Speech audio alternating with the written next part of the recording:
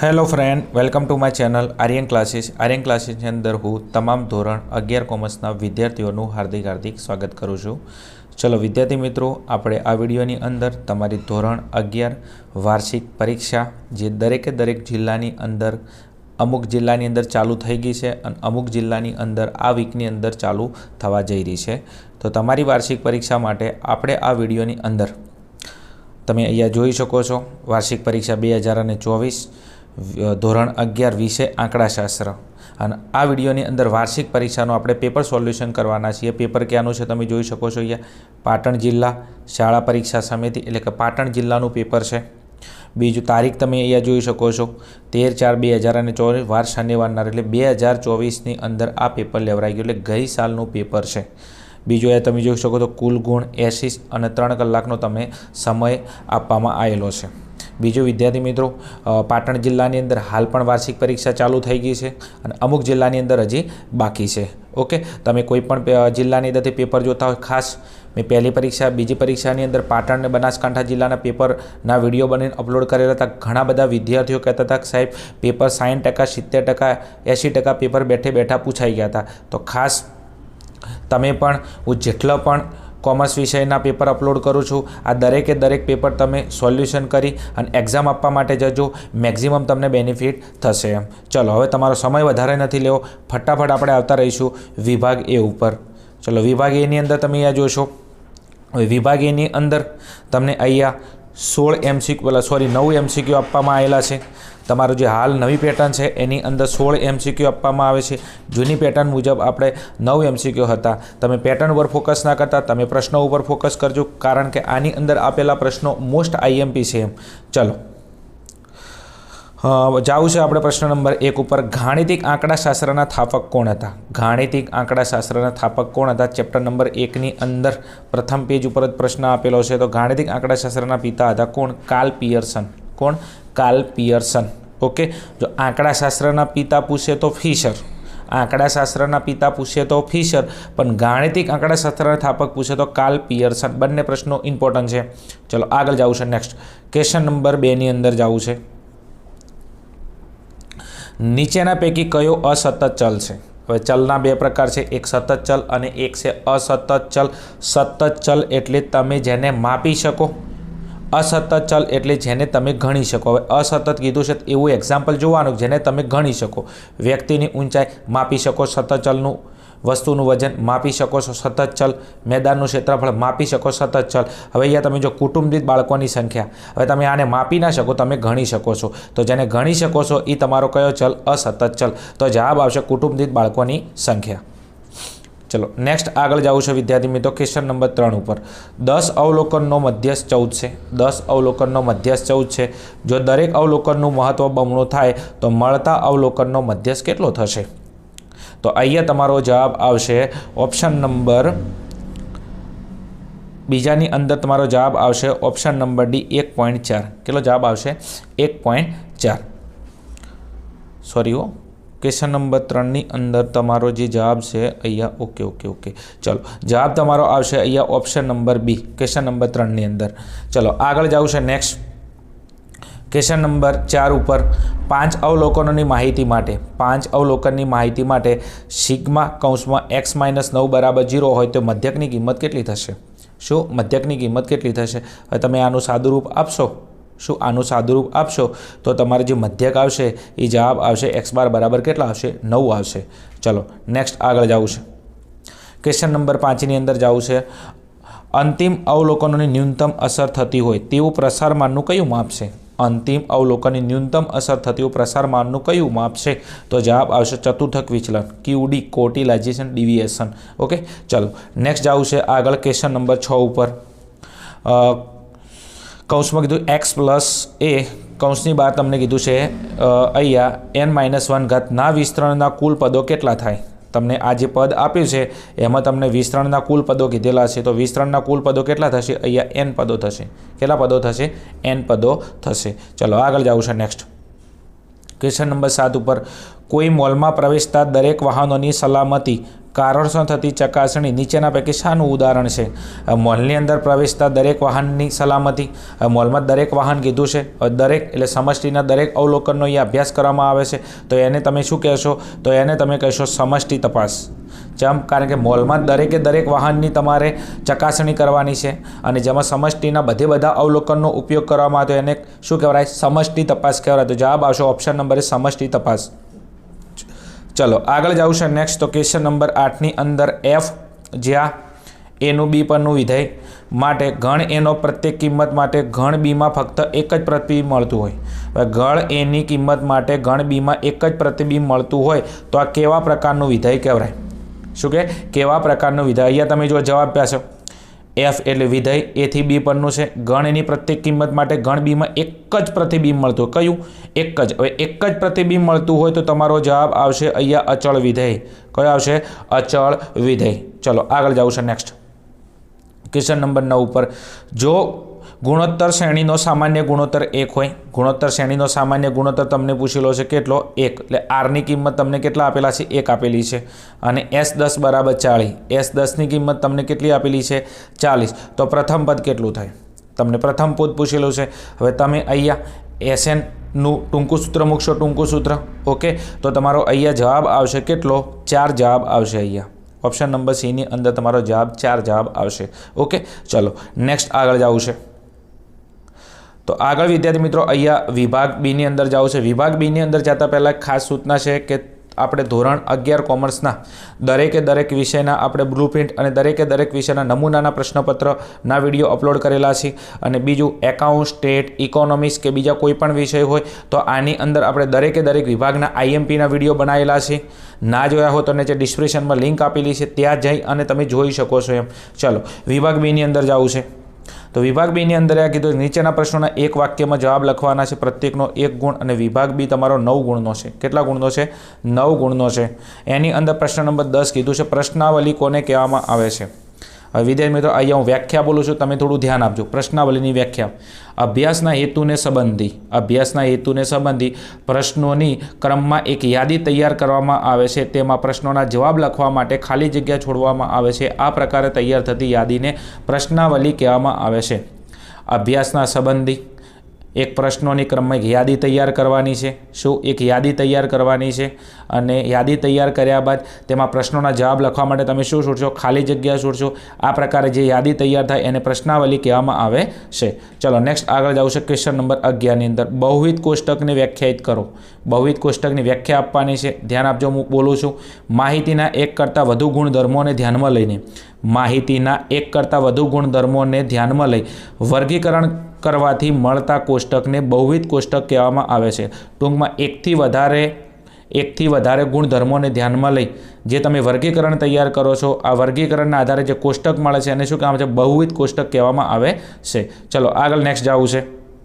તો આગળ પ્રશ્ન નંબર 12 ચતુર્થક વિચલનની વ્યાખ્યા આપો. ચતુર્થક વિચલન એટલે તમારે QDની વ્યાખ્યા આપેલી છે, ક્વોટિલાઇઝેશન ડિવિએશનની. તો ચતુર્થક વિચલન એટલે શું? તો તૃતીય ચતુર્થક Q3. શું? તૃતીય ચતુર્થક Q3 અને પ્રથમ ચતુર્થક Q1 ના તફાવતને 2 વડે ભાગતા જે માપ મળે છે તેને શું કહેવામાં આવે છે? ચતુર્થક વિચલન કહેવામાં આવે છે. એટલે QD બરાબર શું થાય? તૃતીય ચતુર્થક Q3, એમાંથી પ્રથમ ચતુર્થક Q1 બાદ કરવાનો અને એને કેટલા વડે ભાગી દેવાનો? 2 વડે. તો 2 વડે ભાગતા જે માપ મળે છે એને ચતુર્થક વિચલન કહેવામાં આવે છે. Q3 એટલે તૃતીય ચતુર્થક, એમાંથી પ્રથમ ચતુર્થક Q1 બાદ કરો અને એને કેટલા વડે ભાગો? 2 વડે. આ 2 વડે ભાગતા તમને જે માપ મળે એને શું કહેવાય? ચતુર્થક વિચલન QD કહેવામાં આવે છે. ચલો આગળ નેક્સ્ટ ક્વેશ્ચન નંબર આગળ જવું છે 13 ઉપર. તો ક્વેશ્ચન નંબર 13ની અંદર કીધું છે વિષમતા એટલે શું? શું? વિષમતા એટલે શું? તો વ્યાખ્યા બોલું છું, ધ્યાન આપજો. આવૃત્તિ વિતરણમાં રહેલા સંમિતતાના અભાવને, આવૃત્તિ વિતરણમાં શું રહેલા જે સંમિતતા જોવા મળે છે તો આ સંમિતતાના અભાવને, શું? આવૃત્તિ વિતરણમાં સંમિતતાના અભાવને શું કહેવામાં આવે છે? વિષમતા કહેવામાં આવે છે. કોઈ પણ આવૃત્તિ વિતરણ હોય, આ આવૃત્તિ વિતરણની અંદર તમને એવું લાગે છે કે આમાં સંમિતતાનો કે સુડોળતાનો અભાવ જોવા મળે છે તો એને તમે શું કહેશો? એને વિષમતા કહેશો. ચલો આગળ જવું છે નેક્સ્ટ. ચલો એના પછી નેક્સ્ટ વિદ્યાર્થી મિત્રો પ્રશ્ન નંબર આગળ જવું છે 14 ઉપર. બાઉલીની પદ્ધતિમાં વિષમતાનું માપ મેળવવાનો આધાર જણાવો. બાઉલીની પદ્ધતિની અંદર તમારે વિષમતાનું માપ મેળવવું છે તો વિષમતાનો માપ મેળવવાનો તમારે આધાર જણાવવાનો છે. તો અહીંયા હું બોલું છું, ધ્યાન આપજો. તો વિષમ આવૃત્તિ વિતરણમાં ચતુર્થકો Q1 અને Q3 એ મધ્યસ્થ એમથી સમાન અંતરે આવેલા નથી. શું કીધું છે અહીંયા? વિષમ આવૃત્તિ વિતરણમાં ચતુર્થકો Q1 અને Q3 એ મધ્યસ્થ એમથી સમાન અંતરે આવેલા નથી. આ આધારથી બાઉલીની પદ્ધતિમાં વિષમતાનું માપ મેળવવામાં આવે છે. ચલો તમે ટેલી કરી લેજો, પ્રશ્ન હું બોલ્યો છું એમ. ચલો એના પછી નેક્સ્ટ આ જવું છે આગળ પ્રશ્ન નંબર 15 ઉપર. તો આગળ કીધું છે કે NPR એટલે શું? તો અહીંયા તમને NPRની વ્યાખ્યા પૂછેલી છે. શું? NPRની વ્યાખ્યા. ચલો NPRની વ્યાખ્યા શું કહે છે ધ્યાન આપજો. તો n જુદી જુદી વસ્તુઓમાંથી r વસ્તુઓને જુદા જુદા સ્થાનોમાં ગોઠવવાની પ્રક્રિયાને શું કહેવામાં છે? NPR કહેવામાં આવે છે. n જુદી જુદી વસ્તુઓ હોય એને તમારે શું કરવાનું છે? આરના સ્થાન ઉપર ગોઠવવાની છે. તો n જુદી જુદી વસ્તુઓને આરના સ્થાન ઉપર ગોઠવવાની જે પ્રક્રિયા છે આ પ્રક્રિયાને શું કહેવાય છે? NPR કહેવામાં આવે છે. n જુદી જુદી વસ્તુઓને આરના સ્થાન ઉપર ગોઠવવાની પ્રક્રિયાને શું કહેવામાં આવે છે? તો એને NPR કહેવામાં આવે છે. કદાચ તમને એની જગ્યાએ NPRની જગ્યાએ NCR પૂછાય. શું પૂછાય? NCR. તો NCR એટલે શું? તો n જુદી જુદી વસ્તુઓમાંથી r વસ્તુ પસંદ કરવાની પ્રક્રિયાને NCR કહેવામાં આવે છે. આ ક્રમચય અને સંચયનો પ્રશ્ન છે. આ NCR એટલે શું થશે? તો NCR એટલે થશે તમારું ક્રમચય. શું થશે? ક્રમચય એટલે પસંદગી, સંચય એટલે ગોઠવણી. ચલો આગળ જવું છે નેક્સ્ટ. એના પછી પ્રશ્ન નંબર 16 ઉપર જવું છે. પુરવણી રહિત નિર્દેશ એટલે શું? શું? પુરવણી રહિત નિર્દેશ એટલે શું? વ્યાખ્યા બોલું છું, ધ્યાન આપજો. તો સમષ્ટિમાંથી જ્યારે નિર્દેશના એકમો પસંદ કરવામાં આવે છે, ત્યારે પસંદ કરેલો એકમ ફરીથી સમષ્ટિમાં પરત મૂકવામાં આવતો નથી. સમષ્ટિમાંથી જ્યારે નિર્દેશના એકમો પસંદ કરવામાં આવે છે ત્યારે પસંદ કરેલો એકમ ફરી સમષ્ટિમાં પરત મૂકવામાં આવતો નથી. તો આને શું કહેવામાં આવે છે? પુરવણી રહિત નિર્દેશ કહેવામાં આવે છે. બીજા શબ્દોમાં કહેવું હોય તો સમષ્ટિમાંથી તમે જ્યારે નિર્દેશ પસંદ કરતા, નિર્દેશના દરેક એકમની પસંદગી તેની અગાઉ પસંદગી થયેલ એકમ સમષ્ટિમાં પરત કર્યા સિવાય કરવામાં આવે તો તેને શું કહેવામાં આવે છે? પુરવણી રહિત નિર્દેશ કહેવામાં આવે છે. પુરવણી રહિતની અંદર જ્યારે સમષ્ટિમાંથી નિર્દેશનો એકમ પસંદ કર્યો છે એને સમષ્ટિમાં પાછો મૂકવામાં એને આવતો નથી. એટલા માટે પસંદ કરેલો એકમ ફરી પસંદ થઈ શકતો નથી.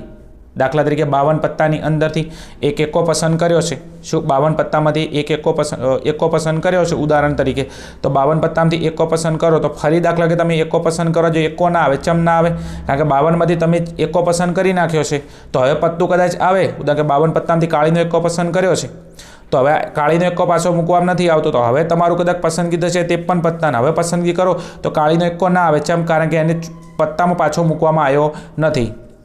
ચલો આગળ જવું છે નેક્સ્ટ. Question number 17. વિધેયની વ્યાખ્યા થવા માટેની શરત જણાવો. વિધેયની વ્યાખ્યાયિત થવા માટેની શરત જણાવો. તો તમારે અહીંયા શરત લખવાની છે. હું બોલું, ધ્યાન આપજો. તો વિધેયને વ્યાખ્યાયિત થવા માટેની શરતો એ છે કે વિધેયનો પ્રદેશ ગણ એ શું? વિધેયનો જે પ્રદેશ ગણ હોય, આ પ્રદેશ ગણ કયો? એ અને સપ્રદેશ ગણ બી બંને ખાલી ગણના હોવા જોઈએ. જે સપ્રદેશ ગણ તમારો કયો? તો બી. પ્રદેશ ગણ એ અને સપ્રદેશ ગણ તમારો જે બી છે આ બંને શું ના હોવા જોઈએ? બંને તમારા ખાલી ગણ ન હોવા જોઈએ. આ વિધેયની એક શું છે? શરત છે. વિધેયની શરત શું છે કે પ્રદેશ ગણ એ અને સપ્રદેશ ગણ બી આ બંને ખાલી ગણ ના હોવા જોઈએ. જો પ્રદેશ ગણ એ અને સપ્રદેશ ગણ બી જો આ બંને ખાલી ગણ હોય તો એ વિધેય નથી. તો વિધેય ક્યારે કહેવાય? તો પ્રદેશ ગણ એ અને સપ્રદેશ ગણ બી આ બંને ખાલી ગણ ના હોય, એટલે આ બંનેની અંદર ઘટકો આવેલા હોય તો એ તમારી વિધેયની એક શરત છે. ચલો આગળ જવું છે નેક્સ્ટ. ક્વેશ્ચન નંબર 18 ઉપર. ગુણોત્તર શ્રેણી તમને આપેલી છે. AR નો સ્ક્વેર, ARનો ઘન, ડેશનું nમું પદ જણાવો. કયું પદ? nમું પદ જણાવો. તો આનું nમું પદ શું થશે? તો આનું nમું પદ થશે ARની n ઘાત. શું થશે એનું nમું પદ? ARની n ઘાત. ગુણોત્તર શ્રેણી ARનો સ્ક્વેર, ARનો ઘન, ડેશનું nમું પદ. તો nમું પદ કયું થશે? ARની n ઘાત થશે. ચલો વિદ્યાર્થી મિત્રો, આ હતો તમારો વિભાગ બીનું સોલ્યુશન. એના પછી નેક્સ્ટ આપણે આગળ જઈશું વિભાગ સી ઉપર. ચલો વિભાગ સીની અંદર ફટાફટ તમે સ્ક્રીનશોટ લઈ લેશો. અહીંયા વિભાગ સીની અંદર સૂચના છે, નીચે આપેલા પ્રશ્નોના ઉત્તર ટૂંકમાં લખો. પ્રત્યેકના 2 ગુણ અને 16 ગુણનો વિભાગ છે. ઓકે, ચલો અહીંયા પ્રશ્ન નંબર 19, 20 અને 21 આપેલો છે. ચલો એના પછી નેક્સ્ટ જવું છે. પ્રશ્ન નંબર અહીંયા 21 ઓપ્શનમાં છે, બીજો 22, 23, 24 અને 25, 25 અને 26. આ હતા તમારા વિભાગ સીના પ્રશ્નો. ચલો એના પછી નેક્સ્ટ જવું છે વિભાગ ડી ઉપર. બીજું દરેકે દરેક દાખલો હોય કે પછી થિયરીના પ્રશ્નો મોસ્ટ આઈએમપી છે. પાટણ બનાસકાંઠાના પેપર હું જેટલો પણ નાખું છું, વિદ્યાર્થીઓની કોમેન્ટ હોય છે કે સાહેબ મેક્સિમમ આની અંદરથી પૂછાય છે, તો ખાસ તમે ફટાફટ સ્ક્રીનશોટ લઈ અને સોલ્યુશન આનું કરી નાખજો એમ. ચાલો વિભાગ ડીની અંદર નીચે આપેલા પ્રશ્નોના મુદ્દાસર જવાબ લખો. દરેકના 3 ગુણ મળવાપાત્ર છે. 34 ગુણનો તમારો વિભાગ છે. પ્રશ્ન નંબર 27, 28, 29. ચલો એના પછી નેક્સ્ટ જવું છે તો પ્રશ્ન નંબર અહીંયા 29 આપેલો છે, 30 છે, 31 છે. ચલો એના પછી નેક્સ્ટ અહીંયા જુઓ 32, 33. ઓકે, ચલો અહીંયા 34મો પ્રશ્ન તમને આપેલો છે. ચલો એના પછી નેક્સ્ટ જવું છે વિભાગ ઈની અંદર. ચલો વિભાગ ઈની અંદર નીચે આપેલા પ્રશ્નોના માગ્યા મુજબ જવાબ લખો. દરેક પ્રશ્નના 4 ગુણ તમને મળવાપાત્ર છે અને 12 ગુણનો આ તમારો વિભાગ છે. એમાં પ્રશ્ન નંબર 35 આપેલો છે. પ્રશ્ન નંબર 36 તમને અહીંયા આપેલો છે, જોઈ શકો છો તમે. પ્રશ્ન નંબર 37, પ્રશ્ન નંબર 37ના અથવા વિદ્યાર્થી મિત્રો એક તમને ખાસ કહી દઉં, આ જે 37મો પ્રશ્ન છે એ તમારો કોઈ પણ પેપર તમે જોઈ લો, કોઈ પણ જિલ્લાનું પેપર હશે, એમાં પ્રશ્ન નંબર 37ની અંદર તમારું જે ગુણોત્તર શ્રેણી છે એનો પ્રશ્ન પૂછાય છે.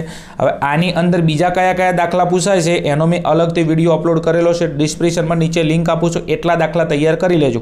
કદાચ તમને રીત ના આવડતી હોય તો 4-5 દાખલા મેં સોલ્યુશન કરી વિડીયો બનાવેલો છે, એકવાર જોઈ લેજો. બરોબર છે, તમારો પ્રશ્ન નંબર 37 100% કમ્પ્લીટ કવર થઈ જશે. ગમે એવો દાખલો આપશે તમને આવડશે. આનો અલગથી વિડીયો મેં અપલોડ કરેલો છે. ચલો નેક્સ્ટ આગળ જવું છે. ચલો એના પછી વિભાગ એફની અંદર જવું છે. તો વિભાગ એફમાં નીચે આપેલા પ્રશ્નોના માગ્યા મુજબ જવાબ આપો. પ્રત્યેકના 5 ગુણ અને 10 ગુણનો તમારો વિભાગ છે. બીજું વિભાગ એફની અંદર આપણી નવી પેટર્ન પ્રમાણે 15 ગુણનો વિભાગ છે. કેટલા ગુણનો? 15 ગુણનામાં કયા કયા ચેપ્ટર આવે છે નવી પેટર્ન મુજબ? તો ચેપ્ટર નંબર 3, 4 અને 5. આ 3 ચેપ્ટરની અંદરથી પ્રશ્ન પૂછાય છે. વિદ્યાર્થી મિત્રો આનો મેં આઈએમપીનો એક વિડીયો અપલોડ કરેલો છે, ચેપ્ટર નંબર 3, 4 અને ચેપ્ટર નંબર 5. તો તમે કદાચ એ આઈએમપીનો વિડીયો ના જોયો હોય એટલા દાખલા તૈયાર કરી લેજો. તમારો વિભાગ એફ કમ્પ્લીટ થઈ જશે. 15માંથી 15 આવી જશે, મારી ગેરંટી કહું છું એમ. મેં મારા ક્લાસની અંદર ઓફલાઈનની અંદર વિદ્યાર્થીને જે આઈએમપી દાખલા પ્રોવાઈડ કર્યા છે, સમજો એ જ આઈએમપી દાખલા મેં તમને પ્રોવાઈડ કરેલા છે. નીચે ડિસ્ક્રિપ્શનમાં લિંક આપેલું છે, એટલું જોઈ લેજો. 15માંથી 15 ગુણ 100% આવી જશે એમ. ચલો આગળ જવું છે નેક્સ્ટ. તમે જોઈ શકો છો 38ની અંદર અહીંયા મધ્યસ્થ છે, બહુલક તમારે શોધવાનો છે અને અહીંયા તમારે વિષમતાંક શોધવાનો છે. ચલો અહીંયા વિદ્યાર્થી મિત્રો તમારો જે વાર્ષિક પરીક્ષા 2024નું બનાસકાંઠા પાટણ જિલ્લાનું જે પેપર હતું એ અહીંયા સંપૂર્ણ સોલ્યુશન પૂરું થાય છે. બીજું વિડીયો તમને સારો લાગ્યો, હેલ્પફુલ થયો હોય તો કોમેન્ટની અંદર જણાવજો ખાસ. અને બીજું ચેનલ પર બન્યા રહેજો, કારણ કે આપણી વાર્ષિક પરીક્ષાની અંદર દરેકે દરેક વિષયના આ રીતના આપણે પેપર અપલોડ કરવાના છે. તમે પેપર આલીને આવશો તો ખાસ તો આપણે એના બી વિડીયો આપણે પાટણ અને બનાસકાંઠા જિલ્લાના અપલોડ કરીએ છીએ, એટલા માટે ચેનલ પર બન્યા રહેજો. ચલો મળીશું આવા નેક્સ્ટ પ્રશ્નપત્રની અંદર. ત્યાં સુધી જોતા રહો અમારી channel Aryan classes. Okay, thank you. જય હિન્દ, જય ભારત, તથાસ્તુ.